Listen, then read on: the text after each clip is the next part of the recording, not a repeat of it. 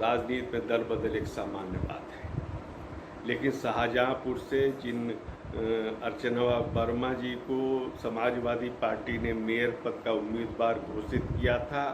उन्होंने कुछ ही घंटे बाद भाजपा की सदस्यता ग्रहण कर ली। उप मुख्यमंत्री ब्रजेश पाठक ने उनको भाजपा मुख्यालय में पार्टी की सदस्यता दिलाई। यहाँ अर्चना वर्मा जी ने जो विषय उठाए भाजपा में शामिल होने के लिए और सपा को छोड़ने के लिए, उनका निहितार्थ एक गहरा विचार देने वाला है। उन्होंने वर्तमान सरकार की कानून व्यवस्था की प्रशंसा की, विकास कार्यों की प्रशंसा की, सांस्कृतिक मुद्दों की प्रशंसा की और इन्हीं बातों को लेकर उनका कहना है कि उन्होंने भारतीय जनता पार्टी पे विश्वास व्यक्त किया है। अब अगर देखें कि कहीं न कहीं विपक्ष के खेमे में क्या निराशा की स्थिति है, तो पिछले दिनों की अगर केवल 2 घटनाओं का उल्लेख करना चाहेंगे और इनको आप अर्चना वर्मा के बयान से जोड़ के देखेंगे तो स्थिति स्पष्ट होगी। पहली बात, जब स्वामी प्रसाद मौर्य ने रामचरितमानस की एक चौपाई का अर्थ का अनर्थ निकालने के बाद, अवधी भाषा के शब्द को गलत ढंग से उनका अर्थ निकालने के बाद जिस तरह प्रहार किया आस्था पे, वो विषय जनमानस को विचलित करने वाला था और केवल उत्तर प्रदेश नहीं, दुनिया में रहने वाले हिंदुओं की आस्था उससे आहत हुई थी और ये विषय वहीं समाप्ति हो जा सकता था। यदि इसको व्यक्तिगत विचार मान लिया जाता स्वामी प्रसाद जी का तो ठीक था,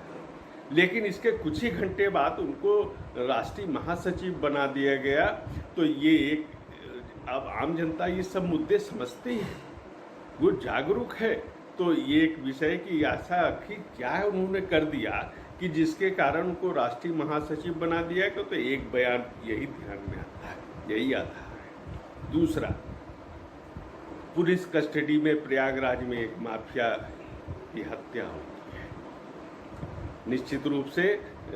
सरकार इसमें क्या कर सकती थी, तो योगी आदित्यनाथ ने इसमें अधिकतम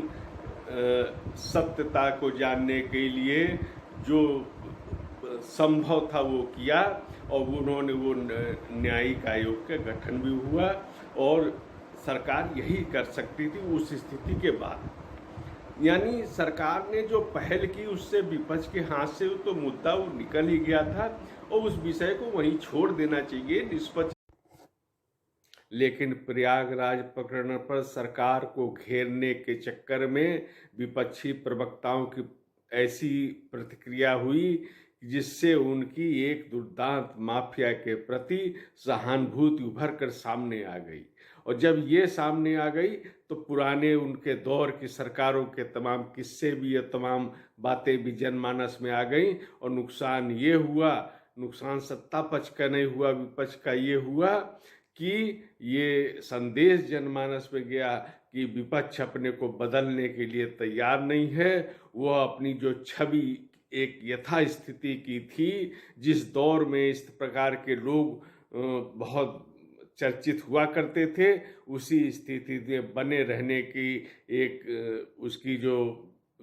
मानसिकता थी वो भर के सामने आ गई और इसको जनमानस देख रहा है। मैं समझता हूँ शाहजहांपुर की जो एक अर्चना वर्मा जी के जो बयान है, जो उनका निर्णय है, उससे एक बार फिर यही तथ्य उजागर हुए।